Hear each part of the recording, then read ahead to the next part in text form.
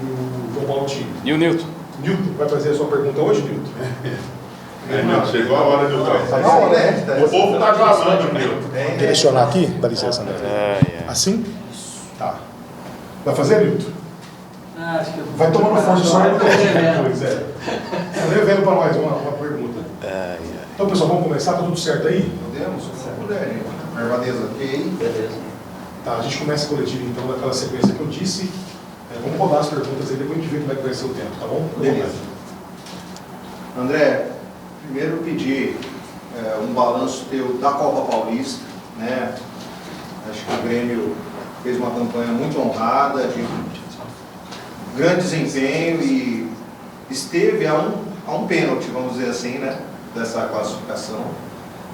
Mas sempre a fala de vocês foi o pensamento na A2. Então eu queria que, diante da campanha que foi feita na Copa Paulista, se foi o esperado, foi além do esperado em termos da visão da composição do elenco, de ter um grupo para A2, e como é que foi todo esse contexto aí, né, de chegar à semifinal e estar perto da final, mas ficar pelo caminho, e nesse contexto também saber do que agradou e do que desagradou. Então, acho que a avaliação em geral foi bem positiva. Hoje a gente tem uma boa parte já do elenco que a gente vai contar para o ano que vem. Se a gente fizer um retrospecto no ano passado, nós não tínhamos isso, então esse é o saldo positivo, né, que fica. Acho que lado negativo mais financeiro e de calendário para o ano que vem, né? Se você tivesse uma Série D para o ano de 2026, colabora em relação à montagem de elenco até para A2, né? Para você, de repente, trazer um contrato com um atleta um pouco mais longo, né? Isso na hora de fazer uma contratação, ela pesa. Então, desse ponto de vista, é bem negativo para o clube. Acho que todo mundo ficou bem triste, bem decepcionado no pós-jogo ali, porque realmente as chances eram reais, né? Foram jogos muito parelhos, com possibilidades de um desfecho diferente. Às vezes a gente perde e reconhece que realmente não dava, né? Acaba sendo jogos onde o adversário é superior, mas o caso dessa semifinal em si foi realmente muito próximo, né? No finalzinho ali parecia que já tinha ido, e aí fizemos o gol, voltamos, começamos bem nos pênaltis, então acabou tornando isso até mais dolorido, né? Mais triste. Voltar para casa 5, 6 horas de carro depois de um jogo desse é bem difícil, mas a gente já vai se acostumando, né, com essa dinâmica do futebol. E já está cheio de energia para recomeçar de novo, para pensar no futuro. Tem bastante coisa boa acontecendo no clube e é para isso que a gente olha. Então, de uma forma geral, o balanço é positivo. É óbvio que ser eliminado dessa forma causa essa tristeza, mas coisas boas foram plantadas. Aí agora a gente ter essa sabedoria de identificar, né, o que faltou, onde que precisa melhorar, quais setores do time de repente precisam de mais reforços, para chegar nessa A2 ainda mais preparado, que a gente sabe que é uma competição ainda um pouco mais difícil que a Copa Paulista. André, você falou de planejamento, né, já para a próxima temporada. O que você pode dizer com relação a esse planejamento?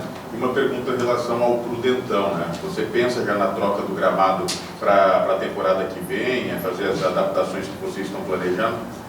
Sim, bom, falar já que oficialmente já o professor está mantido, né, para o ano que vem.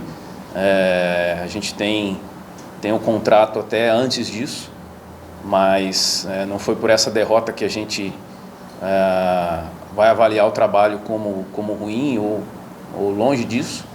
Então, isso já é uma decisão tomada. Com relação ao elenco, eu não quero falar agora de nomes, esse fica, esse não, mas vai ter um índice de permanência alto. acima de 50% com certeza, porque além de dentro de campo ter bons resultados, né, a equipe ficou invicta um bom tempo, houve também um futebol consistente, alguns momentos não encheu os olhos, é verdade, mas quando oscilou também não oscilou muito para baixo, então isso também é positivo. E então o planejamento de sequência é esse, né? O professor Rogério segue, a comissão técnica também vai ser mantida. Uma novidade também que foi definida é que o Epitácio vai ficar como auxiliar na Série A2, né? E um outro treinador vai vir para assumir o Sub-20. A gente já tem algumas perspectivas em relação a isso, mas não posso colocar ainda. E com relação ao plantel, mais ou menos nessa linha, de uma permanência acima aí de 50% dos atletas. Obviamente que aqueles que jogaram mais, que tiveram uma minutagem mais alta, né? Esses são os nomes aí que a gente vai trabalhar para que fique. A maioria inclusive tem contrato, então isso facilita. Até num bate-papo hoje cedo a gente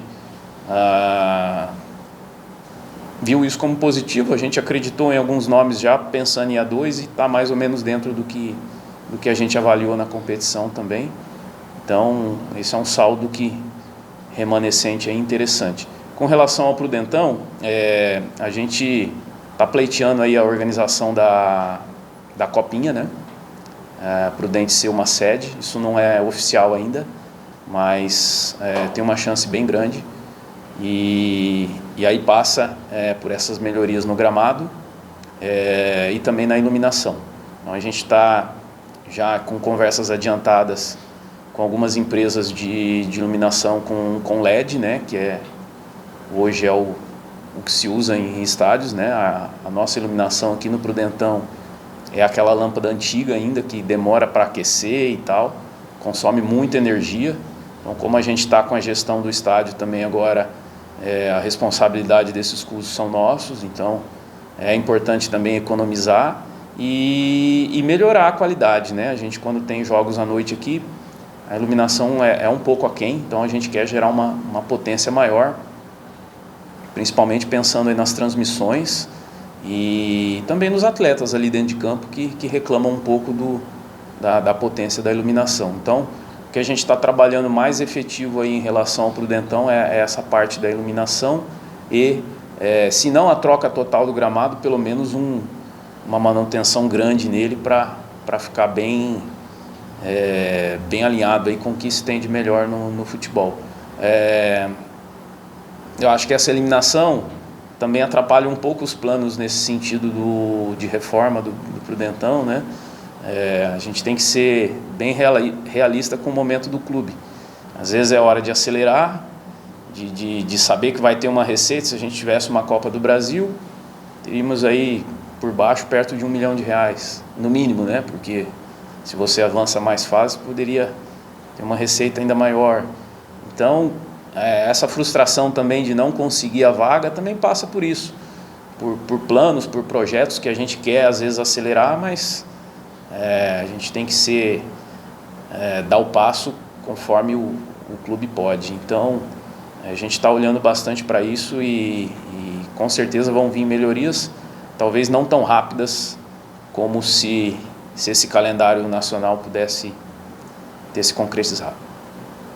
André, na sua análise, o que você acha que faltou para a vitória? O que de repente ali o Grêmio pecou para que não conquistasse, para que não avançasse aí? Olha, a gente acompanha bastante a opinião de vocês, comentários nas redes sociais, né, as reportagens. Então foi falado bastante sobre a primeira partida, né, que a gente teve uma vantagem ali numérica com a expulsão de um atleta do adversário, onde a gente poderia de repente ter feito mais um gol. Então isso é um ponto sim importante, não coloco como fundamental, mas poderia ter acontecido. Eu acho que no jogo de volta a gente foi melhor ali os 30 minutos iniciais, mas não fez o gol, então isso também pesou bastante. Depois tivemos 10 minutos muito ruins, onde a equipe se desestabilizou e tomou os 2 gols.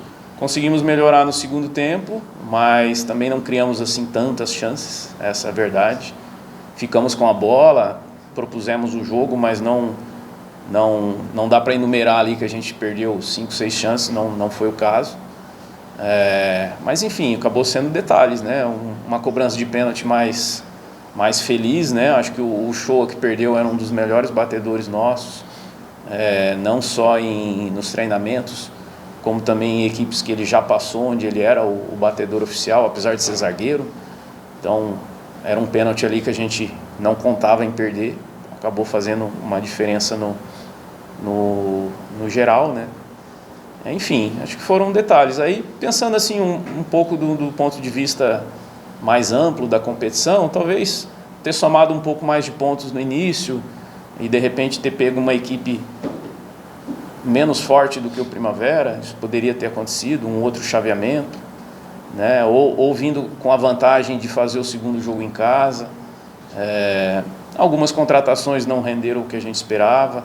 Então são detalhes que vão acontecendo ao longo da competição que quando a coisa afunila e fica muito equilibrado, né, é o pequeno detalhe que faz a diferença. André, boa tarde.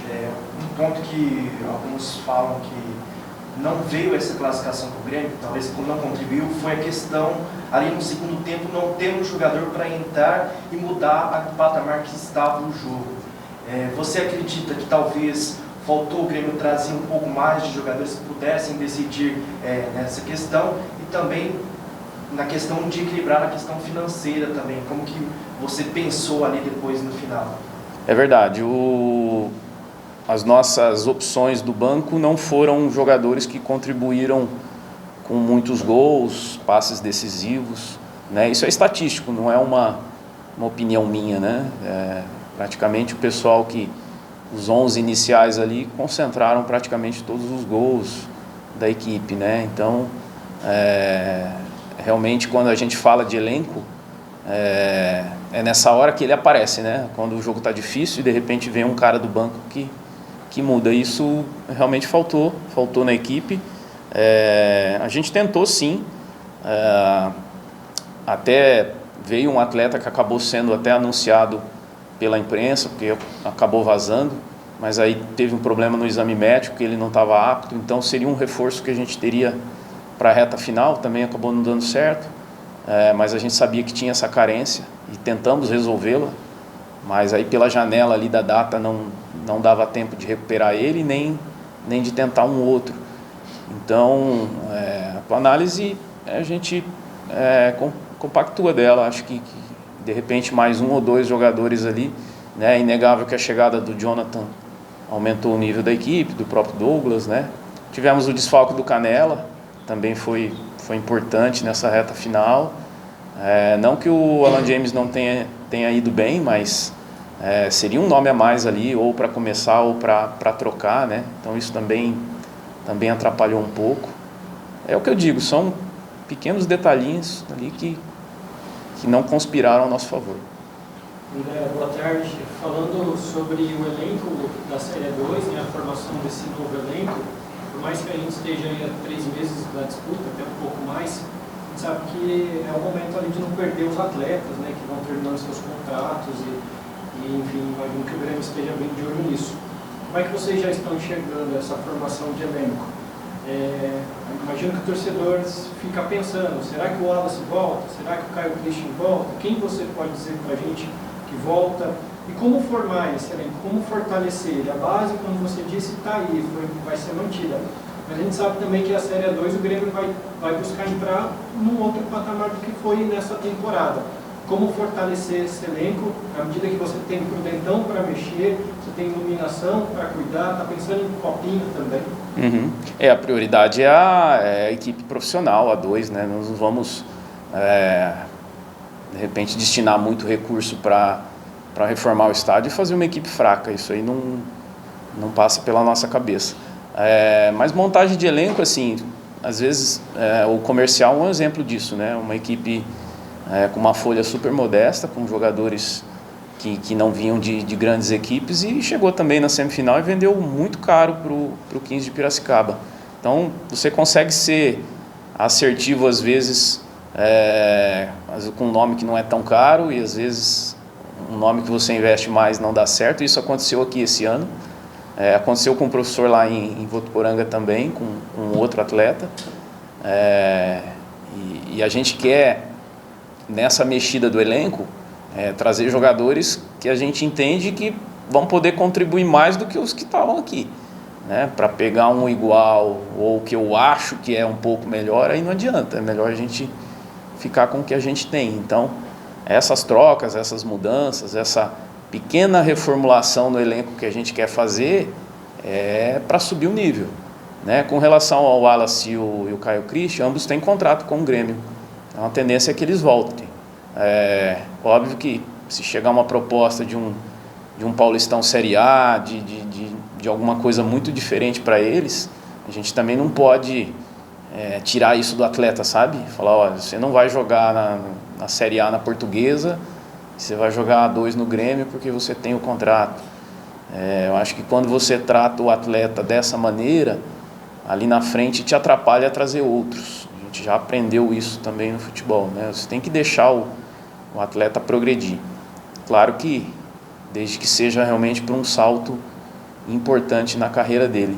Então, se não acontecer nada diferente, nada fora do normal, a gente conta com a volta dos dois, sim. Vamos? Outra? Mais outra. O senhor falou... Pode mandar bala. O André tá aí? Vamos lá, porque aqui nunca falta, né? Pode ir. O André, falando sobre essa construção, e você dizia dessa manutenção dessa base, a gente já teve também a oportunidade de conversar com o Rogério, e ele dizia de todo esse cenário de montagem de elenco, tem o jogador de confiança do técnico, tem o jogador de confiança do presidente, tem muita gente aí que agrada um, agrada outro, mas também tem esses fatores que afastam, né? Tem a questão de ser prudente, que a gente sabe que muitas vezes a distância é um fator que conta, tem a questão do calendário, tem a questão da visibilidade, embora o Grêmio esteja com esse trabalho muito sólido e crescendo, tem camisas pesadas que muitas vezes podem pesar na decisão do atleta. Como é que é essa briga agora? Como é que entra o Grêmio para convencer também esses atletas e chegar nesse acordo entre o que a comissão quer, o que o presidente quer e todo mundo está envolvido aí na direção do clube? Isso é um assunto interessante ali, meio que de bastidor, né? Quando você vai contratar um atleta, ele pensa nisso, sim, de onde ele vai morar, como que onde que fica a família. Outros não ligam muito, já são mais experientes, mais rodados, mas acho que o Grêmio tem bastante coisa positiva para oferecer. É um clube que sempre pagou em dia, a gente vai fazer uma pré-temporada muito bem feita, vamos ter bons campos agora para treinar também. Uma amostra disso é que, não sei se vocês perceberam, quem esteve lá no jogo, tinham vários atletas que estiveram aqui no clube, que estavam na arquibancada torcendo para o Grêmio, né? Sendo que hoje eles nem têm mais contrato ativo com o clube, ou se tem, estão emprestados, não precisariam estar fazendo isso, mas tem um carinho grande com o Grêmio Prudente. Isso é uma coisa que dentro do futebol vai se espalhando, né? Outros atletas vão comentando que é um local bom de se trabalhar, e isso acaba conspirando aí ao nosso favor. Mas sem dúvida que um calendário de Série D seria muito interessante. Então, por isso que eu voltei de Campinas com a cabeça bem quente, bem frustrado, né? Mas não é a primeira vez que a gente perde numa semifinal, e coisas boas vieram depois. Então eu acho que agora vai ser o mesmo caminho. André, parte da minha pergunta vai em relação exatamente a isso daí. Numa semifinal de Copa Paulista contra o São José, após a partida na eliminação, você falou comigo e falou que montaria um time competitivo para lutar pelo acesso, em busca do título, né? Eu queria que você pudesse dar um recado para o torcedor com relação a isso também, né? As coisas estão se assemelhando. Quem sabe ano que vem nós não estaremos aí conquistando um acesso para a Série A1. E queria que você pudesse posicionar também com relação ao CT, né, a sua previsão de realmente entrega e sobre a questão da pré-temporada do Paulistão da Série B. Exatamente, da Série B. Eu estou bem confiante para o ano que vem. Eu acho que a gente tem uma base interessante de atletas e que tiveram um comprometimento também bem interessante. Já tiveram jogadores que passaram por aqui que até eram bons, mas talvez não viviam ali o clube da maneira que precisa. Eu acho que esse grupo teve esse ponto positivo, isso é um indicador interessante. E se eu aprendi aí no futebol nesses últimos anos, às vezes vale um cara mais ou menos que está com muita vontade do que um cara que é ou foi craque, mas que está com o freio de mão puxado, sabe? Então, eu acho que a gente tem isso de bom no nosso elenco. Vamos fazer um investimento bom, não diria que vai ser o maior da divisão, até porque a gente não tem como saber o que cada um vai fazer, mas dentro dessa Copa Paulista também a gente não teve a maior folha de pagamento, mas devia estar ali em terceiro, quarto, quinto, né? Eu acho que o Noroeste investiu bastante, não chegou. Então, o futebol ele precisa de persistência. O futebol não, o esporte como um todo, né? Quantos atletas foram para uma primeira Olimpíada e não conseguiram, seguiram treinando, se dedicando e depois alcançaram seu objetivo. Então, eu acho que a médio prazo, o clube que é mais constante, mais estável, né? Que não passa por grandes crises, que não vive dias turbulentos, que não passa por problemas financeiros, a médio prazo ele acaba chegando. E é nisso que a gente tem focado bastante. Então, o recado para o torcedor pode acreditar que a gente vai montar uma equipe forte. Agora, tem mais um monte de time forte na Série 2, né? Eu acho que esse ano já foi assim, o ano que vem talvez seja pior, né? A gente tem aí a Inter de Limeira, que acabou de subir para uma Série C, o próprio Ituano, Ferroviária, time de Série B, que mais? O próprio 15, né, que vem agora embalado com essa boa Copa Paulista. Então tem Água Santa, então tem bastante clube ali com bastante tradição e Série A1 com alguma frequência, né, próprio São Bento, Santo André, né, vai ser bem difícil, mas eu colocaria umas moedinhas no Grêmio Prudente. E sobre o CT a gente segue avançando. Hoje até foi um dia especial, que é o primeiro corte da grama, acontecendo nesse momento, dos 2 primeiros campos, né, que foram plantados um pouquinho primeiro.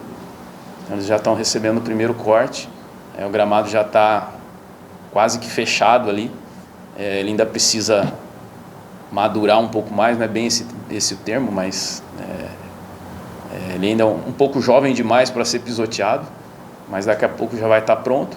A gente vem avançando também com a parte ali dos vestiários e da academia, para que quando a gente volte para novembro, a gente possa usar lá, se não na sua plenitude, mas já nos ajudando bastante. Eu acho que se confirmando a copinha também, a ideia é que os meninos também possam treinar lá um pouco, né, se preparar muito bem aí para essa competição, que eu acho que vai ser muito legal para o Prudente poder voltar a receber. Se não me engano, tem aí pelo menos uns 10 anos que não tem, né?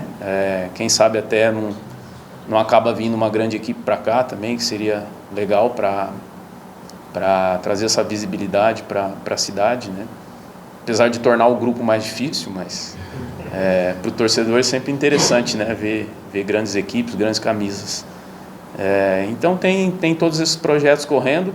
A gente está também, uma novidade interessante, bem encaminhado com relação ao selo de clube formador.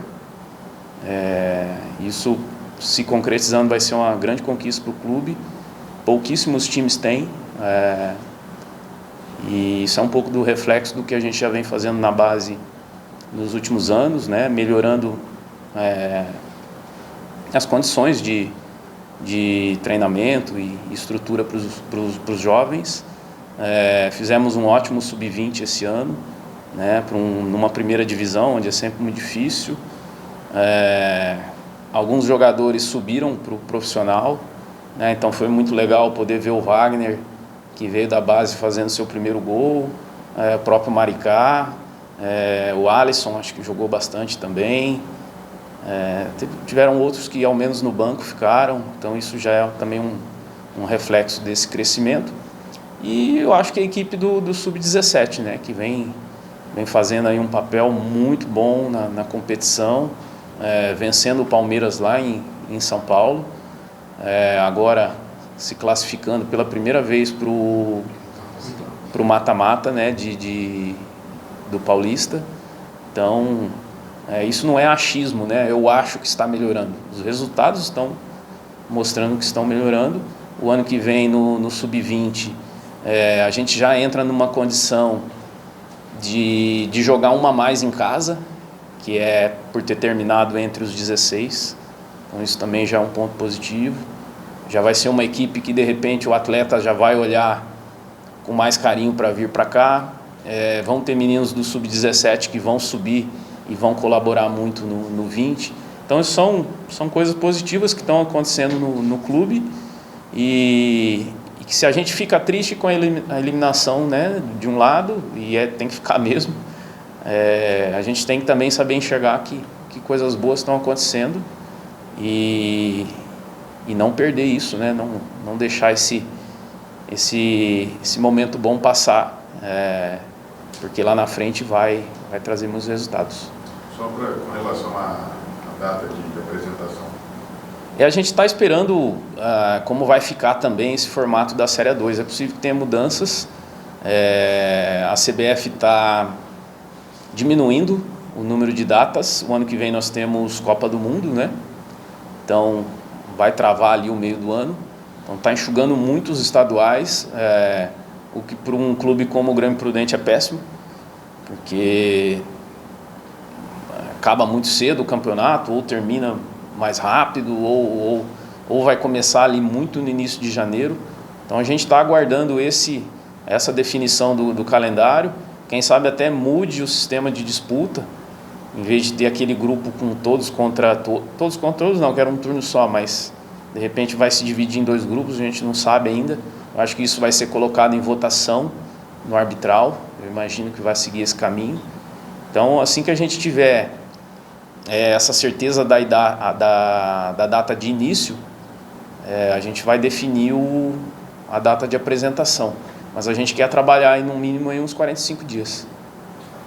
André, ainda sobre essa questão da montagem do elenco, o Grêmio tem este ano alguns jogadores com final de contrato, né? No caso do Douglas Santos, do Wagner Marques, do Yuri Pimenta, Marcos Moser. Esses jogadores podem ficar no ano que vem. E outra coisa, dos jogadores destaques do Grêmio Prudente nesta Copa Paulista, Derek, o goleiro João Paulo, Alan Shoa, o Grêmio assegura esses jogadores ou pode perder por uma equipe que venha investir um pouco mais? E ainda, qual é o perfil de atletas que vocês querem trazer para o ano que vem?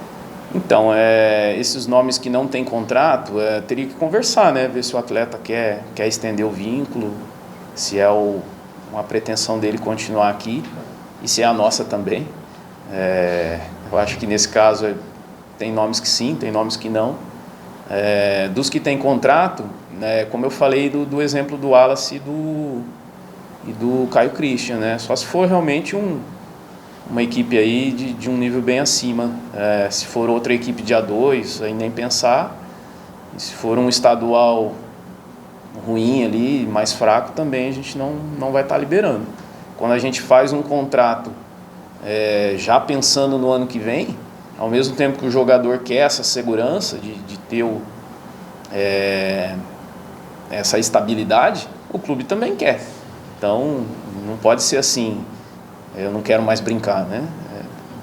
Tá no papel, vai ter que cumprir. E qual que era a outra parte da pergunta? Sobre o estilo, o perfil do... Ah, sim. Eu acho que a Série A2 pede atletas com um bom nível de força, bastante marcação, atacantes com bastante velocidade pelos lados, um centroavante com bastante presença de área, zagueiros mais impositivos do que técnicos. A gente não pega campos tão bons, onde você pode toda hora querer criar muitas jogadas de posse de bola. Então eu acho que essa A2 desse ano mostrou isso e é o caminho que a gente quer seguir. A gente teve jogadores que se destacaram bastante nessa Copa Paulista com essas características, né? Como o próprio Derek e o Uchoa, que foram fazem jogadas mais simples, mas são muito firmes, muito consistentes, né? E a torcida se identifica bastante com esses jogadores, porque quando vai para o lance, vai para decidir mesmo, né? E o futebol, quando você não tem como ter um jogador de um nível tão alto, às vezes esse perfil de atleta resolve mais do que o vamos dizer, um atleta de nível médio. Não é um craque, mas também não é o pé duro, né? Então a gente quer esse cara que se de repente não é tão bom tecnicamente, entregue muita dedicação, nos treinos também. A gente avalia muito, né, esse dia a dia, de como ele se comporta ao longo da semana. Então isso foi uma coisa positiva também nesse grupo da Copa Paulista. Seguir esse perfil aí. André, voltando um pouquinho na questão torcida, o Cid até perguntou ali, né, deixou o espaço para você mandar um recado para o torcedor. Eu sei que não te agradou a questão de média de público nessa Copa Paulista, e até você tem as suas críticas, nós na imprensa temos críticas também na questão de torcida, de presença de torcida. Se a gente for até olhar com o passar dos anos, o Grêmio está evoluindo, mas a média de torcedor no estádio não está acompanhando, né? Muito pelo contrário, está caindo. Às vezes a gente vê o torcedor querendo mais uma final de Bezinha do que um jogo de Série A2. Né? São umas coisas que não fazem muito sentido na nossa cabeça, mas enfim, comportamento de torcedor para aí afora onde você for perguntar não vai fazer muito sentido. Mas o que o Grêmio pensa para tentar reverter essa situação, pensando na Série A2?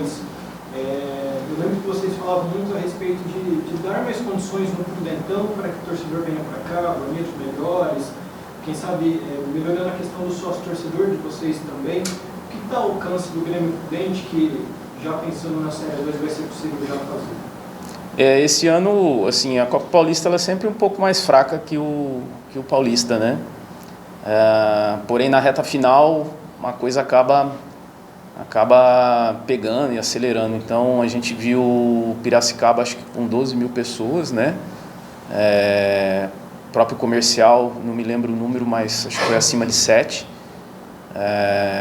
São José caiu em fases anteriores e levou mais de 4.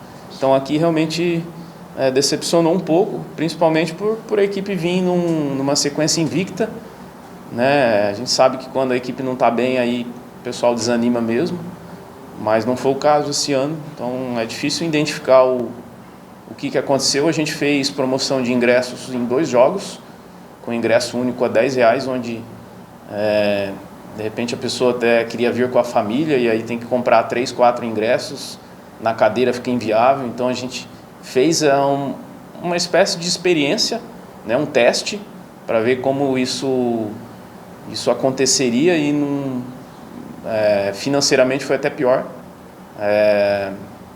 Aumentou um pouquinho o público, teve ali uns 15, 20% a mais, mas o ticket do ingresso caiu bastante, então o resultado financeiro para o clube foi pior. Com relação ao sócio, a gente fez o app agora, onde o sócio pode resgatar o ingresso dele de graça dentro do app. Infelizmente hoje a gente tem, eu tenho até vergonha de falar isso, a gente tem 35 sócios torcedores, né, que pagam a mensalidade, seja de R$29 ou de R$49. 49 dá acesso à cadeira e 29 dá acesso à arquibancada. E não é que ele pode comprar o ingresso, ele ganha o ingresso de graça. E mesmo assim a adesão não acontece. Então, eu já passei aquela fase de ficar chateado. Eu acho que a gente não tem como querer exigir nada de ninguém. Se o torcedor não está vindo, é porque o clube de alguma maneira não se mostrou interessante para ele, ou no coração dele o que vale é o Corinthians, o Palmeiras e o São Paulo. E tá tudo bem, eu vou fazer o quê? né? Eu não tenho essa condição de obrigar ninguém a torcer pelo Grêmio por ser o clube da cidade.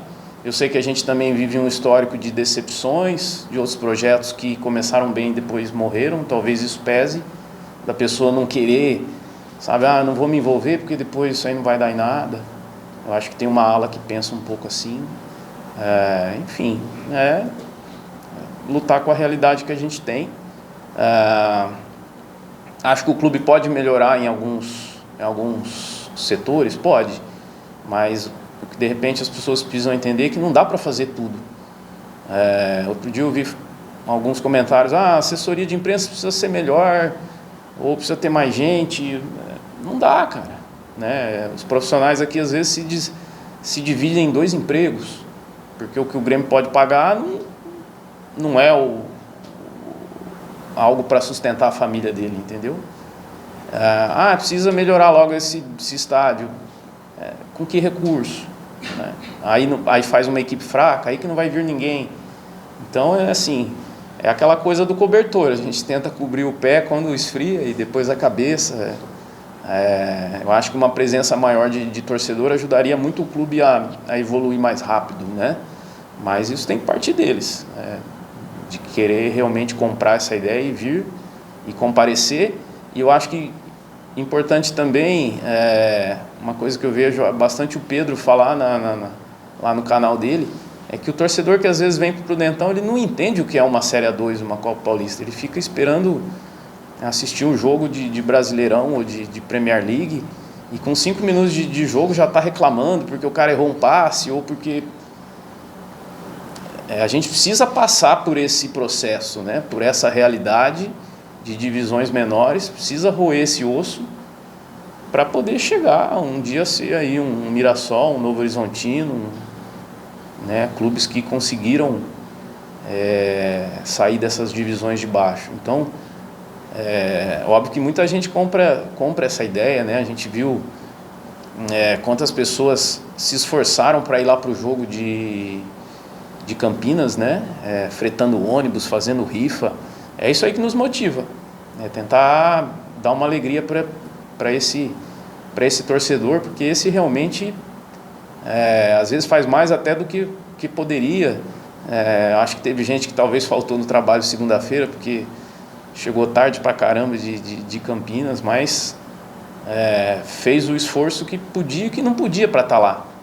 Agora, eu já até falei com o pessoal da Fúria uma vez, vocês são fundamentais, porém não é a quantidade suficiente. Eles se esgoelam ali no cantinho deles ali, mas num estádio do tamanho do Prudentão, a gente não consegue fazer uma pressão no adversário, né? ou na arbitragem que seja. Não porque eles não deem a vida ali nos 90 minutos, mas num estádio grande, se você não tiver ali umas 6, 7 mil pessoas aqui no Prudentão, não faz barulho, né? Então, a gente tem essa visão, essa necessidade dessa melhora. Procure entender o que o clube precisa fazer para que os prudentinos e as pessoas da região olhem para ele, mas até agora a gente não conseguiu, para falar a verdade, ser muito efetivo nisso. É isso aí, pessoal. Obrigado. Obrigado, presidente. Valeu. Tirar